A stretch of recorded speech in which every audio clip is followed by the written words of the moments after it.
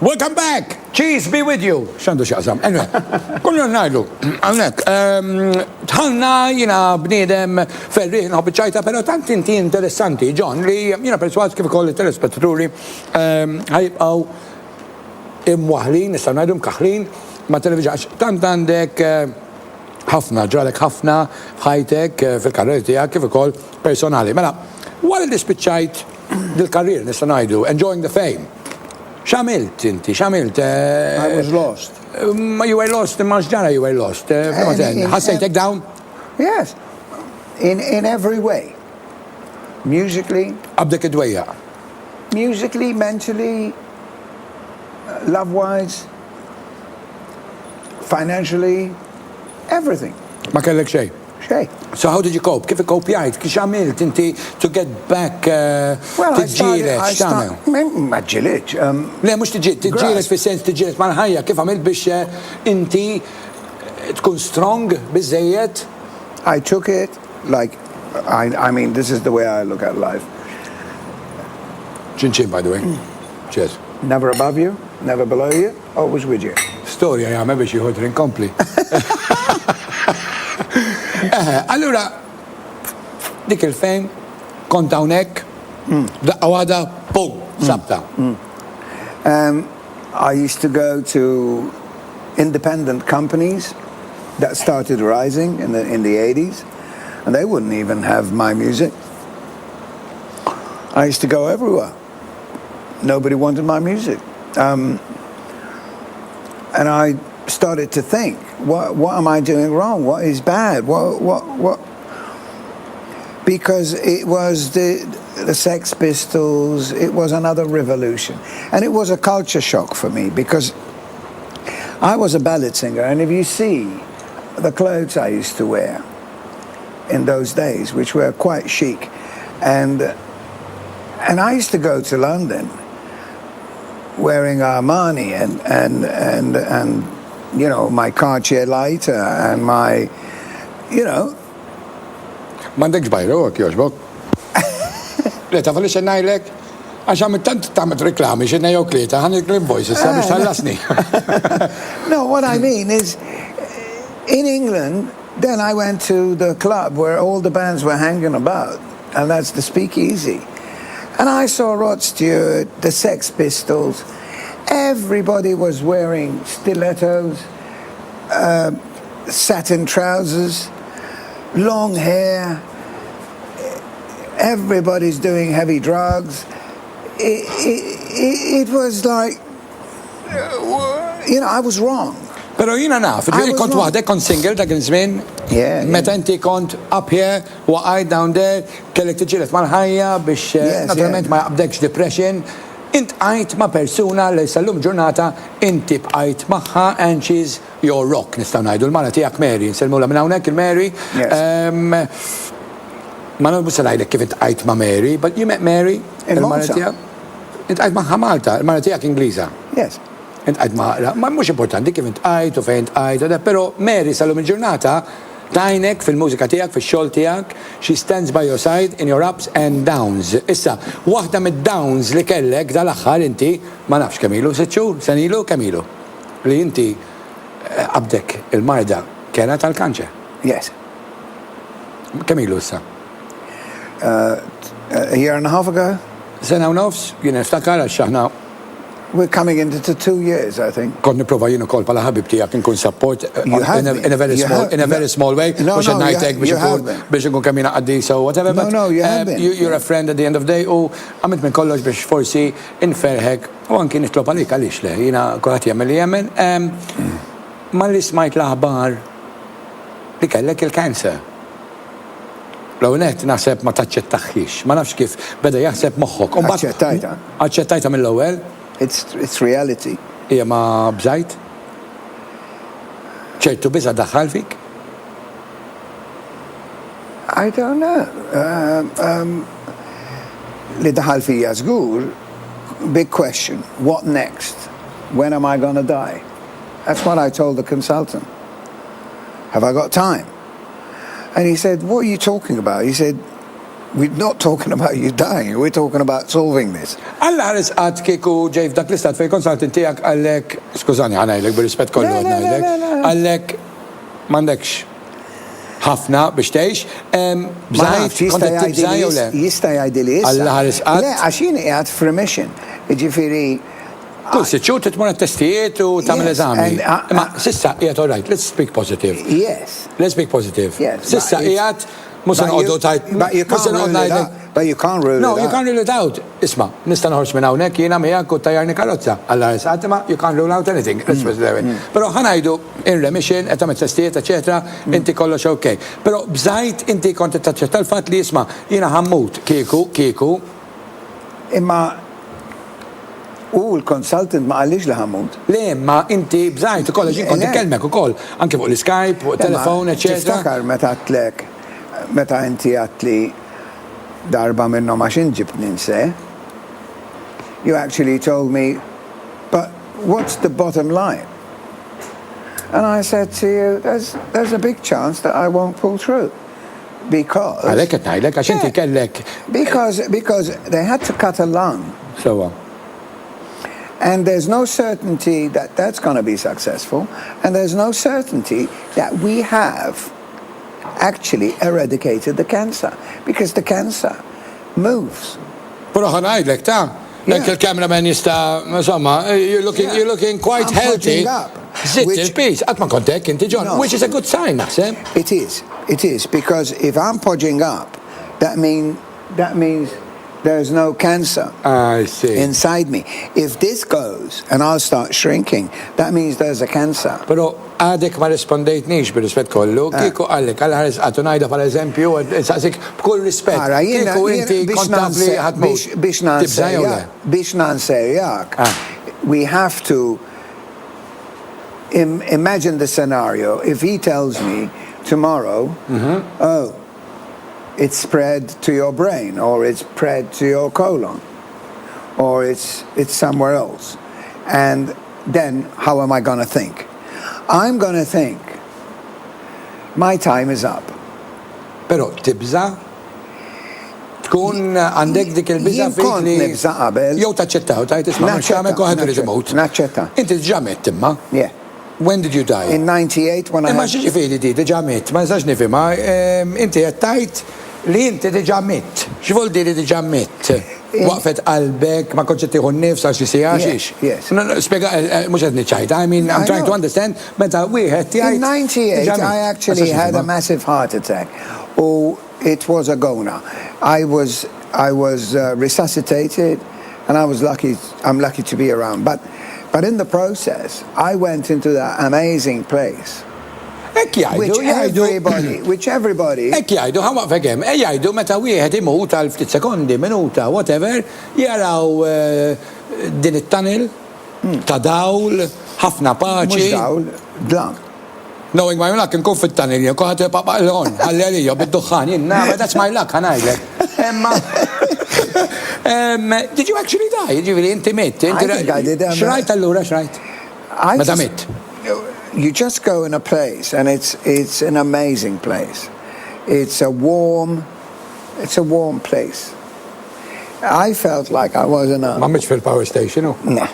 I felt like I was in a cocoon, and all around me was like a beautiful fire. It's an amazing feeling. It's a peaceful, jgħidu, It's comfortable feeling. stress non-existent place, and maybe that's the heaven. Jista' jkun ukoll. Ekk jgħidu, smajna ħafna meta wieħed Maybe that's imut the heaven. jara u jħoss I don't know, dawn but and I don't regret coming back, because when you come back, it's like if you do this to your eyes and you close it and then you open it like that. Sorry if I'm doing the camera. When you open it like that, that's right. Can you see the hole? So, wow. And that hole, then it's life. You're into life again. Wow. Now, when that happens,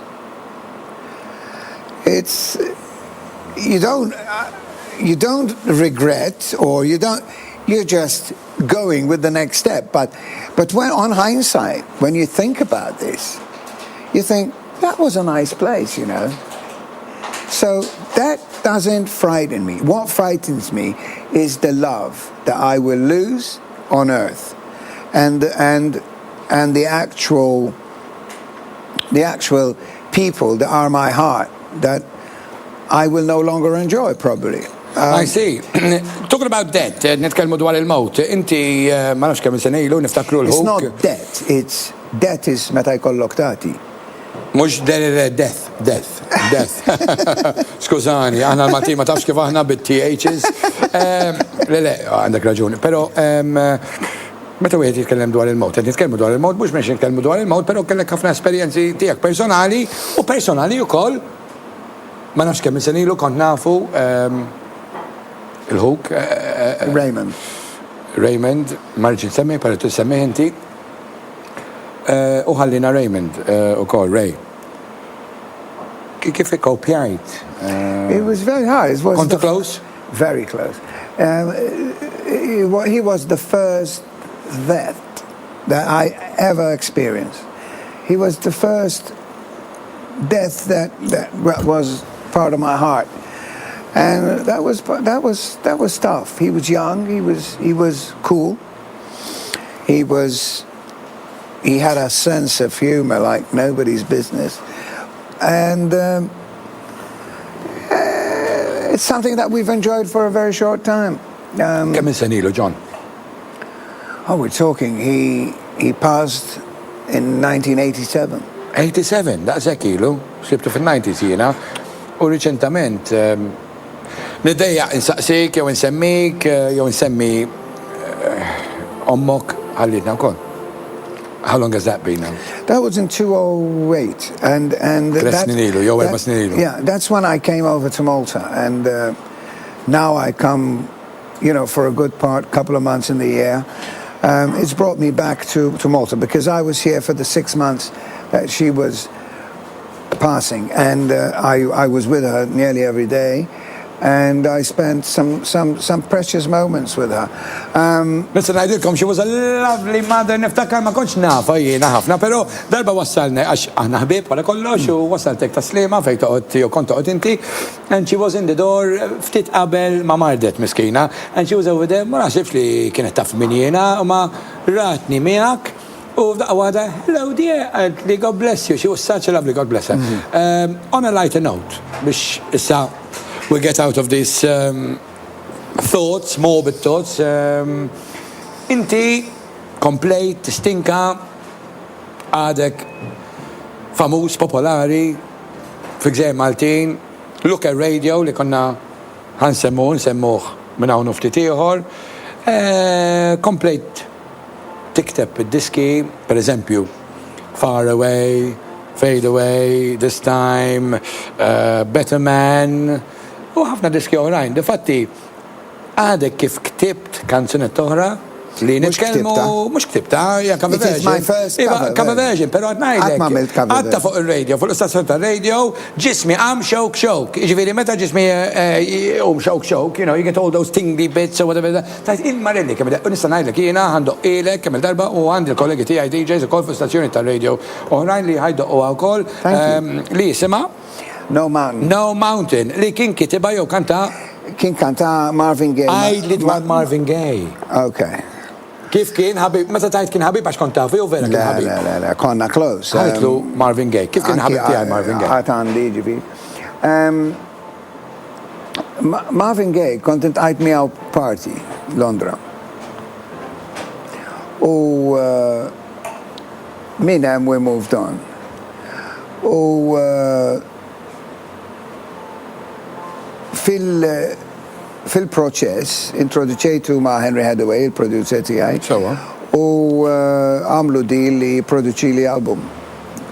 At the time he was doing sexual healing.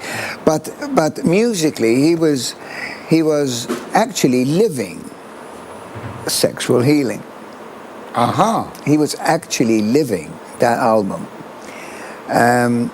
Pero kif se tafu ġiviri to the producer? Through a party. Through a party. We got talking and it moved on from there. Irrit naġlek, John, għaxa tedu li mid-dereġija għanna 4 minuti, fadal 4 minuti. Well, basically, it was a great relationship. I learned a lot out of the guy. He taught me the approach of a song. Jiena kont għadni, għas kont naf, li anki sal-80s kienet kelli dik il-filosofija li kienet Maltija, li meta t-approach a song turi il-kapacità kollha tiegħek fis-sens li inti turi kemm int bravu. U dik l ħaġa li tista' tagħmel fil-music. Music is about creating soul. Exactly. Irridu waqfek għax mus ndaħlu kollox, pero malaj id-direttur tagħna Wilfried minn hawn ieħor jorina ritratt stampa u nitkellmu dwarha meta qed naraw dal-award li inti irċevejt f'stazzjon tar-radju ġewwa Spanja kif ukoll jiena meta kont naħdem bħala marketing of events manager barra l-medja barra r-radju u televiżjoni jiena onorajtek għax ġejt nominat wara kollox mill-pubbliku ġewwa kumpless mingħajr ma semmi l-isem dwar handprint kif jagħmlu ġewwa Hollywood aħna wkoll hawn Malta għandna l-istess kunċett u John Lucas inti għamilt il-handprint, pero jista mill-reġija Wilfried, id-direttur tagħna ta' di Sapiano Show, jista' jurina dik l-istampa fej inti għandek dak l-FG Award x'kienet għajdina xi ħaġa waqt li naraw dal-award minn hawn ftit ieħor. L-FG Award u minn għalija kien isimha. X'kienet di eżatt dil-award? Well, it was huwa stazzjon Spanjol? Yes, Onda Cero. Kienu parti mill-ABC network l-Amerika. U kienu bdow bdow bħal indie bands sort of relaying on radio. U Far Away kienet ħadet l-iktar votes. Wow, mill-pubbliku, naturalment, u inti kont irbaħt da l-award niftakar. U bdow fil-ABC Circuit l-Amerika. U kol, niftakar kont nifollowja il-news, l-aħbarijiet fuq Google, nfittex l-awlem. It did very well. It did very, very well indeed. It was good success. Mbagħad morna Marbella u ħadna l-award.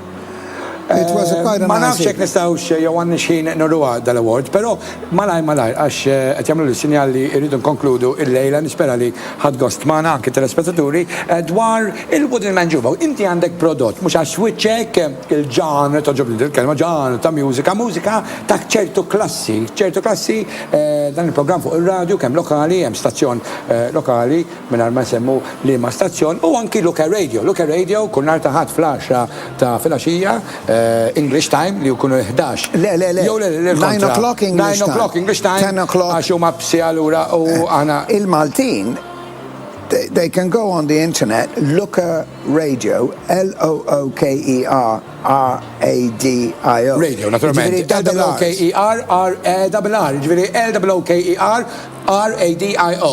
Mux jamlu Luker u jkomplu. Mela Luker L-O-K-E-R. Radio, ġviri 2 hours. Luker Radio. .co.uk jew .com. Għajdinna dwar, għaxina smajtu program, mux għax witċek nerġan għajdlek, it is an absolute, minn tista' s-sajja, titkellem, tikkonċentra fil-program, it just takes you on a journey. Il-mużika hija mużika ta' klassi li jina garantilek jiena stess, kif ukoll kollegi, kollha Malta għadel qatt ma daqqgħu ftit minna għax qatt ma smajna mużika bħala li għaskolli nafu li jitteżisti, malajr għax għandna 30 sekonda. Tista' tgħidilna dwar Woodenman's Jukebox kif ukoll il-Facebook pages li għandek. Well, basically, dawk li interessawhom, il-programm joħroġ on Luka Radio kif għadna. Jistgħu jittunjaw minn Malta at 10 p.m. fuq lukaradio.com. I would like you to have a glass of wine when it starts. And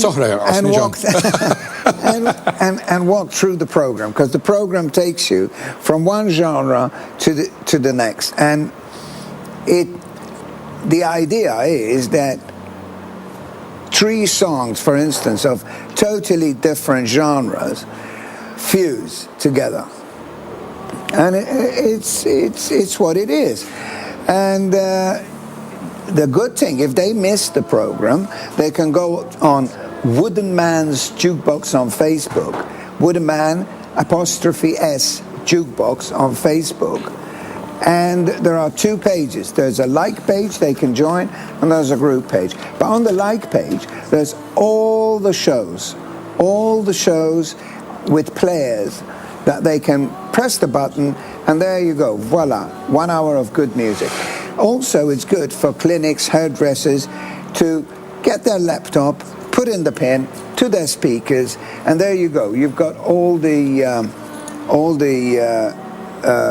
free music that you can supply. John Lucas, The Sapiano Show, jien ringrazzjak, il-producers, il-dirigenti, kif ukoll il-cameraman tal-li ġejt il-qajt l-istutina tagħna mir-Renju Unit, jataw Malta għal-ftit. Jiena nixtieq nippreżentalek grazzi għal terrazza restaurant and wine bar ġewwa Spinola Bay, ikla għal tnejn, grazzi għal terrazza restaurant fejn l-isponsors tagħna. Kif ukoll għandek ktieb ma nafx kinti tħobb ir-ritratti u stampi u taqra xi ħaġa dwar At Home in Malta, grazzi għal Miranda Publishers Triq Torri ta' Sliema. Grazzi lil Miranda u terrazza restaurant, grazzi lil kulħadd, grazzi lil Prime għal finger food u grazzi l terrazza għal Flixkuna naqra li xobna fl-imkien. Thank you very much, John Lucas. Il-lejli tajjeb li kulħadd, Sapiano Show, jirritorna għallum ġimgħa. Grazzi ħafna, il-lejli tajjeb.